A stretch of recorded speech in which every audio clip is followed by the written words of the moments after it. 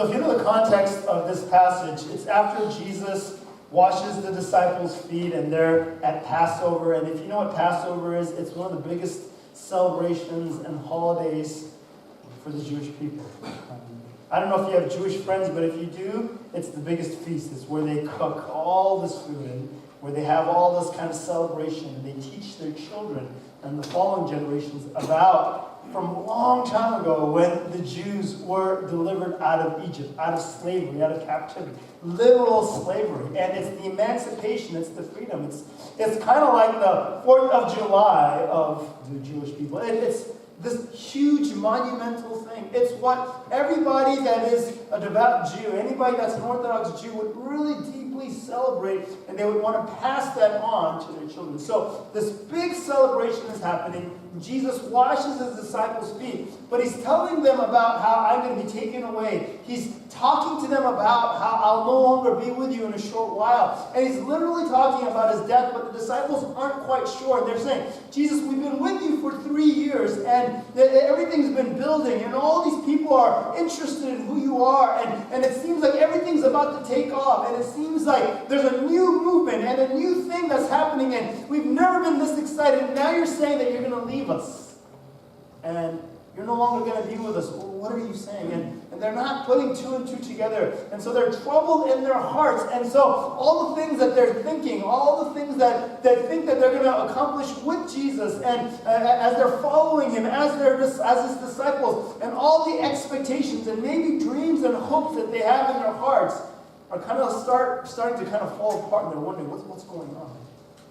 And I don't know if you've experienced something like that in your life. Maybe there was a certain path that you had about a career, college career, marriage, and how everything was going to unfold, and you had this dream about how everything was going to work out, or in a relationship, or in any kind of thing, that you have certain things, and you have this anticipation, and you start getting excited about your future because everything seems to be falling into place, and then all of a sudden, in one day or over a short period of time, it all seems to fall apart and evaporates. It's like you're almost there. You're almost grasping a hold of it. And then it all disappears. I don't know. Maybe you've experienced things like that. I have. I tend to be a very optimistic person for the most part. Now, as I'm getting older, I'm much more realistic. But I don't ever want to lose my optimism, because I think having dreams and being a little on the ideal side is better than being pessimistic and never stepping out. But in terms of reality, we will in our life experience times when we have these pie-in-the-sky hopes and dreams, and all of a sudden it seems like it's within your reach, but then it gets pulled away. It can happen in so many different facets of your life: socially, financially, career-wise, success, everything. So this is kind of what the disciples were going through. And Jesus, he wants to reassure them. He wants to really reassure them deep in their hearts. What he wants them to know is no matter what happens, because he knows what's going to happen. He knows that they are all going to run away when they see him captured. And they're going to just be devastated in their heart when he's tried before the Pharisees and the leaders of the Jews, and then brought before Pontius Pilate. And then, even though Pontius wants to let him go, the crowd is going to turn against Jesus, and eventually he's going to be crucified, and he's going to die. And he knows it's going to happen in the next few days, and he wants to prepare their hearts. It's almost like somebody who's in the hospital, who knows that their time is limited. Instead of being comforted by the family and friends, comforting the family and friends, knowing that they're going to go and depart. And that's what Jesus is doing. And so what words does Jesus speak? How does he reassure the disciples? It's interesting because Jesus, in reassuring the disciples, he answers some of the biggest questions that people have. And maybe you have had these questions at some point in your life. But he reassures them by answering 3 of the biggest questions that people have in this life. And if you look carefully, you go like, wow, it's obviously there. It's just that sometimes in reading some of this, we don't see. Because the disciples are saying, where are you going, Jesus? What's going to happen? We're worried. You can't leave us. You're our leader. You're our master. We need you. Without you, everything falls apart. And Jesus says, no, it's not actually that way.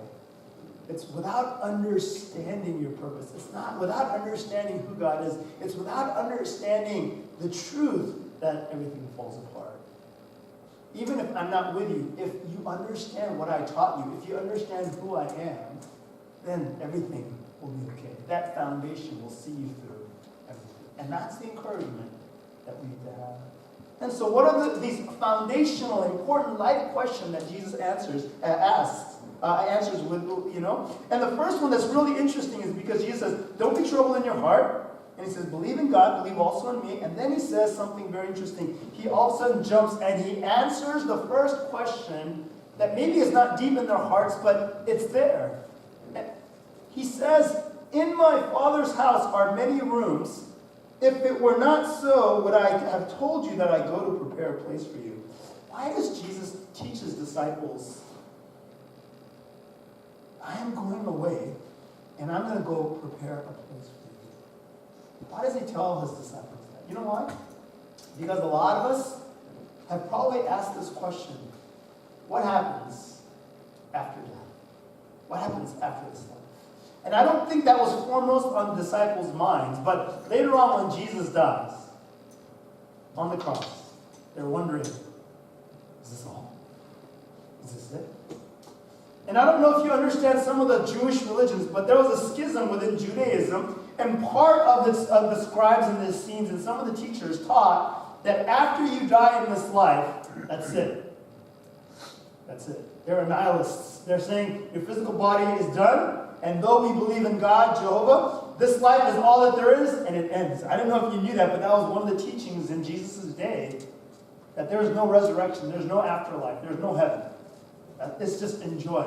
And so that's why some of the Jewish leaders were actually very much enjoy everything that you can, and they taught that way. And there are some pretty, some Jewish sects that just enjoyed everything. Food, their life. They tried to amass as much money. They enjoyed, physical relations. They just enjoyed everything, That's the way they lived. But then there's another side that said there was a resurrection. There was an afterlife. And so there was a schism. And Jesus is saying, let me tell you something. You may not be asking this question. We talked about this before, but I'm going away and I'm preparing a place for you. There is something after this life, and I'm preparing a place for you in the very presence of God. It's going to be the most amazing place. And he says, I would not have told you this if there wasn't. And I'm going to come back and take you there myself. And you know the way to where I'm going. And then Thomas, this hits him hard because maybe he's one of the ones that question that. He's the doubting Thomas guy, right? Unless I see, put my finger in your hand, Lord, I'm not going to believe that you rose again. Maybe this was one of the things. Maybe his theological background was, is after this life, that's all that there is. And anything I can't see, touch, or taste, I don't believe it. Maybe he was a very logical, accountant type person. Maybe, he was just one of those pragmatic people. And Jesus looks at Thomas and says, you know the way to where I'm going. And what Thomas was saying is that, okay, wait, how far do I go in this direction? Where do I take a left? Where's the Google Maps? Where's the map to how to get to where you're talking about? I don't know. You didn't give me directions. I don't have the whole thing all laid out step by step. And Jesus is saying, you don't understand. The way to my Father's house is how. And here's Jesus' answer. He says in verse 6, and this is the key verse that holds everything together. He says, I am the way and the truth and the life. I am the way and the truth and the life. And it's not three reiterations of the same thing. It's not Jesus trying to be redundant for emphasis' sake. He's actually answering three different questions. And the first part, he says, I am the way. I am the way to heaven. I am the way to the afterlife. I am the way to eternal life. No one comes to the Father but by me. And what he's saying is the directions to get to the Father's house is to know the Son, the heir, is to know the person that can get you in. That's the directions. It's to follow in the footsteps of Jesus. It's to believe in Jesus. Then you will have eternal life. And that's the point that we're trying to make. That's the thing that we need to understand about. I think I've shared this before, but a number of but maybe about 3 years ago now, 2 or 3 years ago, I went to, I took my girls and my nieces and a few others, actually a few other girls from the church to Disney Animation Studios because I have this good friend that works there. And so we went right before Big Hero 6 came out. And I remember going there, and my girls just really enjoyed it. It was a short visit, but the reason that they enjoyed it so much is because you got to go somewhere and see something that everybody else doesn't get to see. It's not like, there's tours through that. I mean, I guess there are, but it's very limited.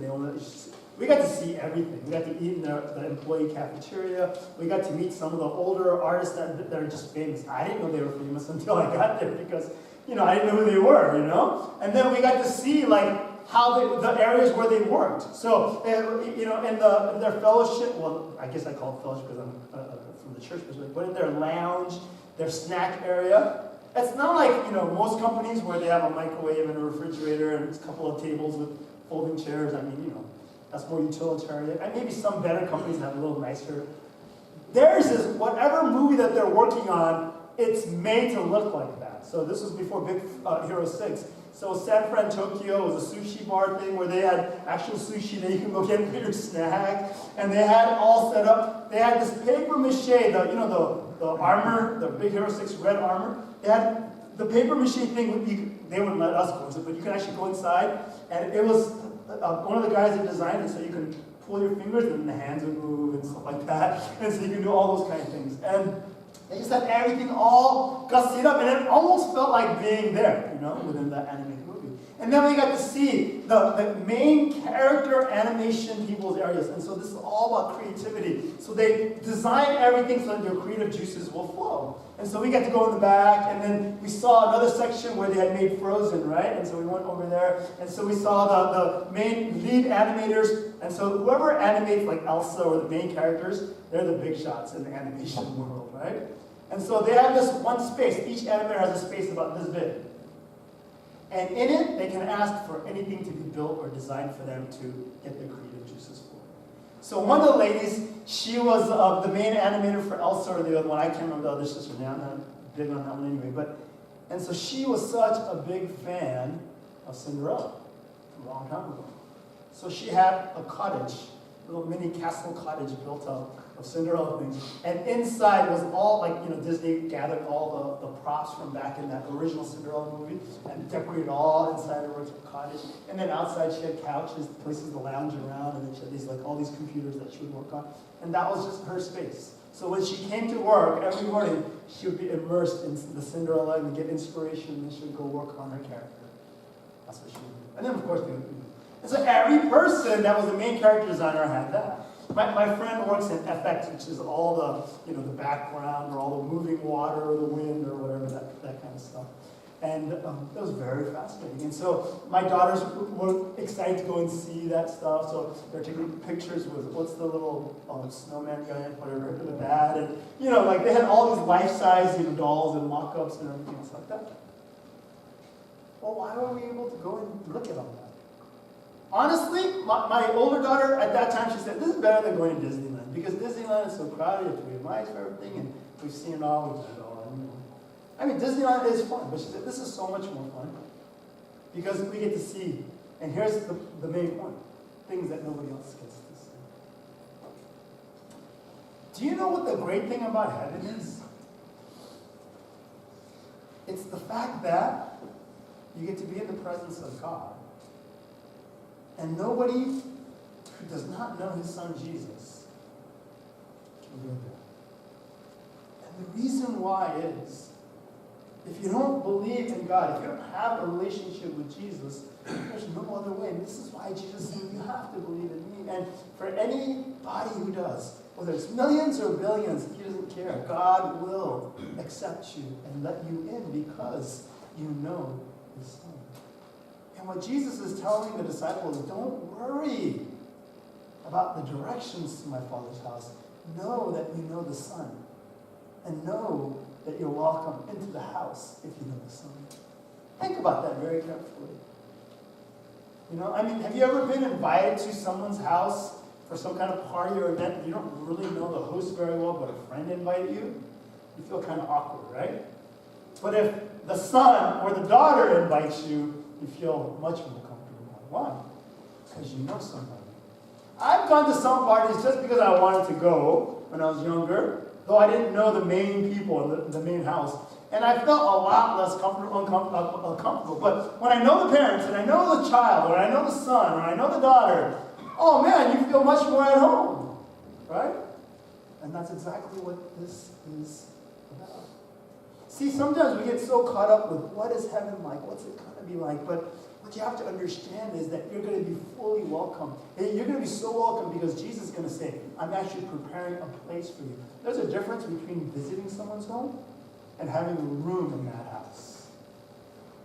Because then if you have a room in that house, you can go downstairs and open the refrigerator and take something out to eat. You can go take your laundry to the laundry machine, the washing machine and dryer, and wash your stuff. You can feel at home and make it as if it's your home. Heaven will be your home in such an amazing way.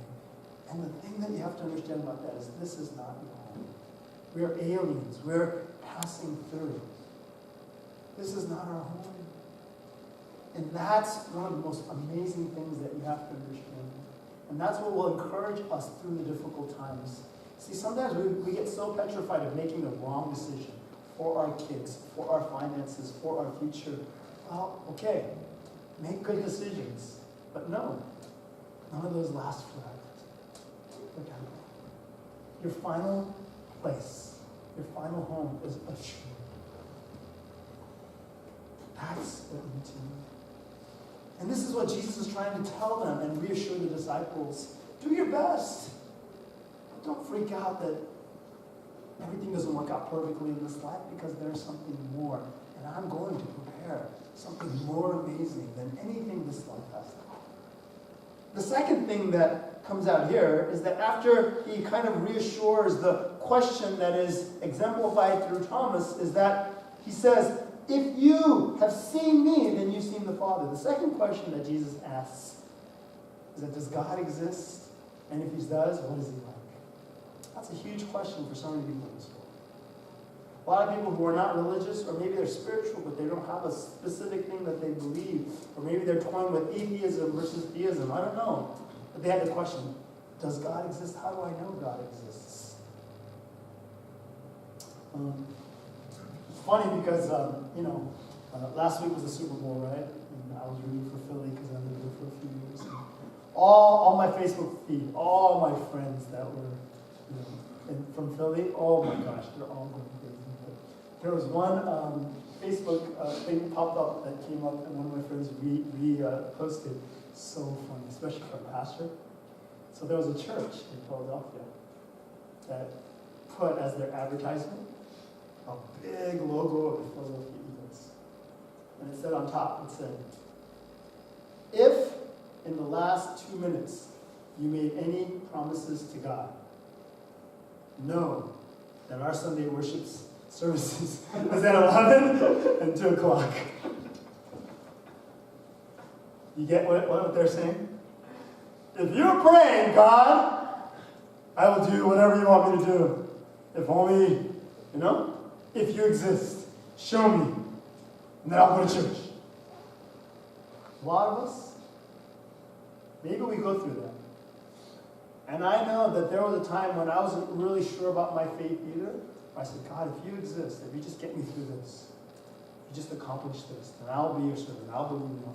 And then, of course, by coincidence or by the act of God, it happens, and then you kind of are faithful for a couple of weeks, and then it doesn't work out. It's not that way, right? And so what Philip says is, God, Jesus, if you just show me God, of course I'll believe. Have you ever said that, God, if you would just reveal yourself to me, if you would just show up right now, if some kind of miracle would happen, something extraordinary that I know beyond a shadow of doubt is you, then I'll believe in you. You know what Jesus' answer is saying? He's saying, your request is so foolish. Have I not been with you so long? If you've seen me, you've literally seen God before. Now some of you guys will say, well, if I'd seen Jesus, I would believe it. Yeah, right. We would have all fallen away when the hard times come. We have all of this evidence, if you will, and the ability to see more than what the disciples saw. Why? Because we have the whole story written out before us in the Word of God. Trust me, that is actually way better evidence than actually in the right there. I mean, come on. If you could know the whole story, even for a month about anything, think about how great your decision making would be. Okay? Let's say I can tell you exactly for a month exactly how the whole stock market will play out. We have a bunch of millionaires and millionaires in there by the end of the if you believe that that was true. The problem is that you'd say, how in the heck do you know? And how do I trust you? And what Jesus is saying is, if you've seen me, if you've walked with me for 3 years, and if in my words and in your experience you believe me, then you trust me, then you've seen God just as you've seen me.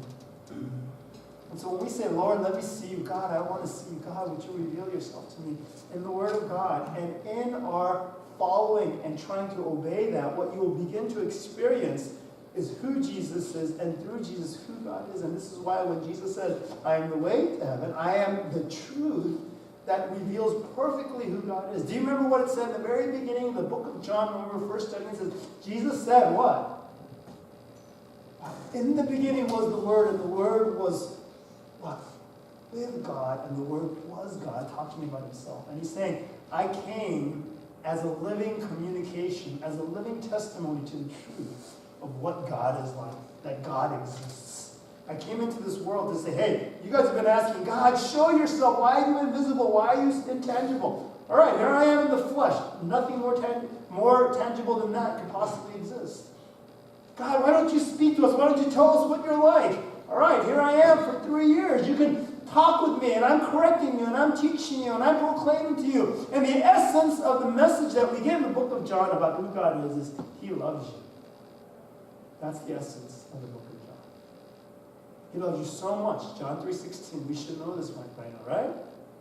He loves you so much that he's literally going to die. God is literally going to die to bring you into salvation. He's going to give up his life for you. He's going to suffer all things for you. And so when Philip says, show us the Father and it's enough for you, Jesus is saying, if you've seen me, you've seen me. And this is why I study the Word of God. And this is why I look into it. And this is why I try to obey imperfectly what Jesus says, because in doing so I experience more intimacy, more understanding of who He is. That's why the truth is not only knowing about God, but following His footsteps. My girls, as they're getting older, they're knowing me quite well. About my pet peeves, my likes, my dislikes. And it's funny because sometimes they say things, I'm like, oh, how did you know? And they're like, oh, yeah, maybe. But there was a time when they had no idea, no clue. Well, how are you going to have that? Why don't you like this? Why don't you? But when I was first married, the first 2 Valentine's Day, 1999 and 2000, I got these beautiful roses, chocolate, all that cliche stuff. And then I did some things that I included on my own. First year, she wasn't that pleased with the gifts. Second year, she wasn't that pleased again, and she said something, and I said, huh? And then we had this long conversation. She said, it's not, I don't appreciate the thought, or what, that you're thinking about me a long time. But don't you remember? I said, what? I don't like flowers. But I gave it to you when we were dating, and we were, engaged. And she's like, no, I received it because of the thought behind it. But I told you over and over again that I don't like flowers because they're cut, and they're going to die, and they're going to throw them out. I'd rather have a potted plant or a flower or something like that. I'm like, oh, you're right.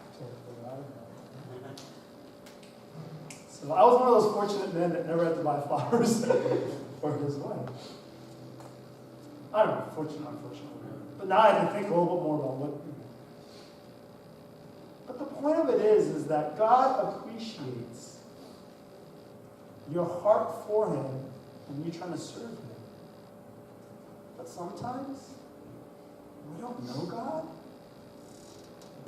We end up doing foolish things. And so Jesus is saying, haven't you seen me?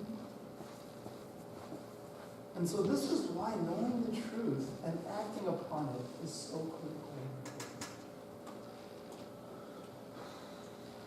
important. And after Jesus talks about that, he kind of ties that last idea of knowing God's heart, and he says this. The first question that I answer is, what happens after we die?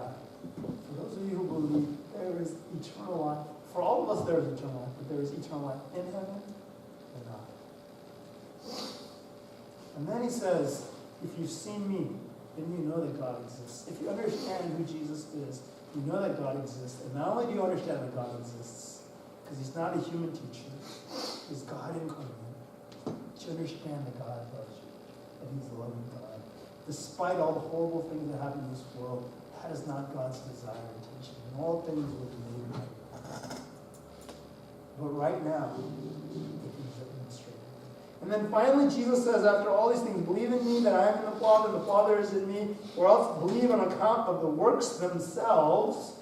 And he's saying, even if you have a hard time, believe the testimony. And for us, it's the testimony of the Bible. It's the experience that we have when we encounter God in our day-to-day life. Believe by those things, if not just the faith that you have from the testimony of the Word of God. Believe in the encounters that you have. Believe in the testimony of others. And then finally, Jesus says, whoever believes in me will also do the works that I do, and greater works than these will he do, because I am going to the Father. And then finally, he answers a third great important question of life, which is, what is the meaning of life? What am I supposed to do? What's the purpose of life? He says the purpose of life for him was to do what? Things that would glorify the Father, and the purpose for us is to do things that glorify the Son, and in turn glorify the Father. Going back to the analogy that I had about my wife and my girls, as my girls get older, they kind of know what I am for. And so there's times when I know that they have a good heart, but what they do, I don't agree with. There's other times when they do what I really would want them to do. Does that make sense, what I'm saying? For example, every once in a while, it's still only once in a while, unfortunately, Catherine, knowing what Ellie might be going through, or that she's bored, or that she's kind of a little upset about something that happened, will say, Ellie, come over to my room. Hang out with me. And they'll be sitting on Catherine's little twin bed, and they'll be watching something on the iPad, or they'll be knitting together, or do something like that. Unfortunately, it's still too far and few between, but in those moments, I peek in, and then I just leave. And that's when I'm like, wow, that is just, that's like if I post that on Facebook, that glorifies me as a father. Good dad! Now, when they're fighting, if I post that, I go, it doesn't glorify me at all, right? Do you guys get the essence of what we're talking about? It's not only having the right intention, but it's actually doing that which your Father would want you to do, that which God would want you to do. And so this is why it's an amazing passage. It says, whatever you ask in my name, Jesus is speaking, this I will do, that my Father may be glorified in the Son. If you ask anything in my name, I will do it. He says it twice, in my name, in my name. In my name means that you are my representative. You're my ambassador. Literally, what you say and what you do reflects God, just like Jesus reflected God, Father. What we do and say reflect Jesus, whether we like it or not. And what Jesus is saying is, when you know who I am and you do what I would do, then all power, all the influence, everything, it will be there as well. There will be great delight. Now, it may not perfectly work out, but what I'm going to tell you is, there is nothing in this world that can overcome or defeat a person who is completely trying to do the will of God. Now, the problem is nobody is 100% trying to do the will of God. We always have our own selfish motivation. We always have our doubts. We always want to compromise in some way, shape, or form. But that which is done in God's way, for God's purposes, by God's means, cannot be stopped. It may not be fully accomplished in you, but it will be done. This is why Jesus says something very interesting. We have to look at it very carefully. But he says, "You'll do greater things than me." Why does he say that? Then he says this phrase that you shouldn't use, because I'm going to the Father. And what Jesus is saying is, I have about 120 disciples. I have this little movement that I've started, even though I'm the man, I'm one. But you guys are going to do greater things. What is he saying? You're going to realize more fruit. You're going to realize more amazing growth. You're going to have a bigger impact upon this world than I did. Yes, it all comes from me. Yes, I laid the foundation. Yes, nothing can be done apart from me, but greater things are going to be done by you. And so what I'm trying to get at is this. When Jesus says, "I am the way, the truth, and the life," he's saying, I am the way. You'll know how to get to God because that's through me. You'll know how to see God and know who he is because I'm the truth. And then he says, "I am the light," meaning if you live your life according to my name and wanting to please me as my ambassador, as a pure representative of who I am, guess what? You're going to be able to make an impact that no one else is going to make. Doesn't mean that you're going to be the biggest and the best. And he's saying the unique thing that you're going to be able to do to impact this world through your life is going to be like no one. That's true about every single one. That's what he's getting at. That's so amazing to me. And he's saying, if you ask anything in my name, I will do it. I'll be there with you.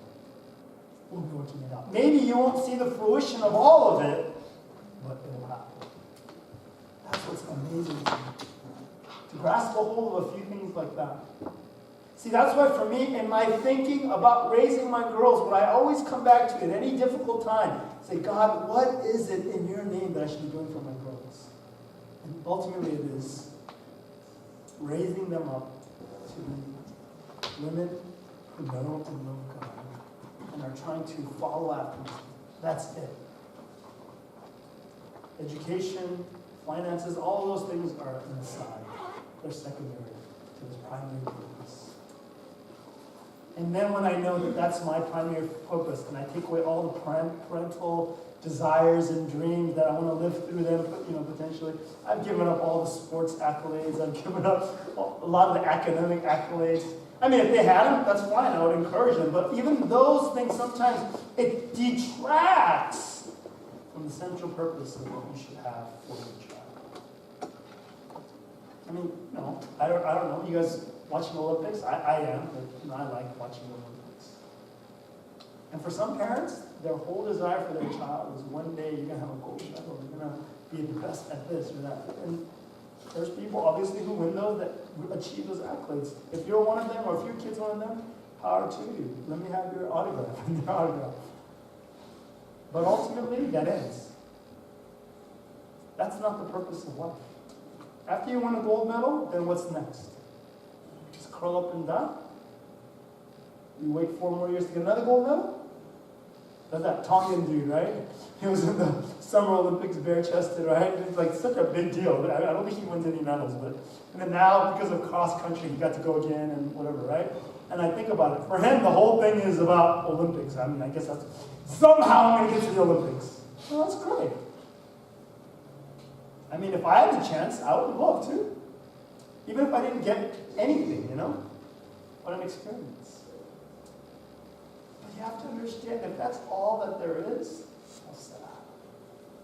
There's a bigger goal for all your children, rather than being just a Harvard grad, incredibly financially, career-wise successful, all those things. There's something even better. And that is one. Being someone who takes all their skills and God-given talents and does things in the name of Jesus. Impact this world in the unique way of God. And if you keep pressing that upon your children, if you keep pressing that upon yourself, what you'll find is nothing can stop you. Nothing can hold you down. Because Jesus is here. This is why another place Jesus says, where 2 or 3 of you are gathered together in my name, I am there as well. What is he saying? In my name, in my name. When you have single-mindedly come together with the same purpose to glorify God, to try to do everything that you can in my name, then you're my ambassadors, and whatever you say will be binding, and you will do it. This is why Jesus says, whatever you bind on earth will be bound in earth. Whatever you loose on earth will be loosed in heaven as well. He's saying, you have that kind of authority. All of us have that kind of authority. When it is in the name of Jesus, according to his will for his purposes. And so this is why I have this confidence that some way, somehow, God is going to watch over my girls, because my purpose is that. Not just getting them a great SAT score to go to college, to get a good job, and to have financial security, and get married, whatever, All those things, I hope so. I hope they happen well. But my ultimate purpose and goal is that. That's what my hope is. And so this is how Jesus reassures his disciples. He says, look, there is a life after death, and I am going to prepare something greater than you. So no matter what you experience in the next few days or throughout your life, whatever suffering and trouble and tribulation, know this, that's nothing compared to what I'm preparing for you. Know also that if you've seen me, then you've seen God. You've glimpsed the perfect reflection of God. You may not fully understand it, so never doubt that God exists. Never doubt that he's real. And finally he says, if you get lost in your journey, where am I supposed to do? What am I supposed to go? What am I supposed to say? Then be reminded that, are you trying to glorify me? Are you doing it in my name? And go boldly, because I am there. And these are the encouragements that will allow us to answer the questions in the difficult times of life. And I hope you'll take these to heart. I hope they'll be an encouragement to you today.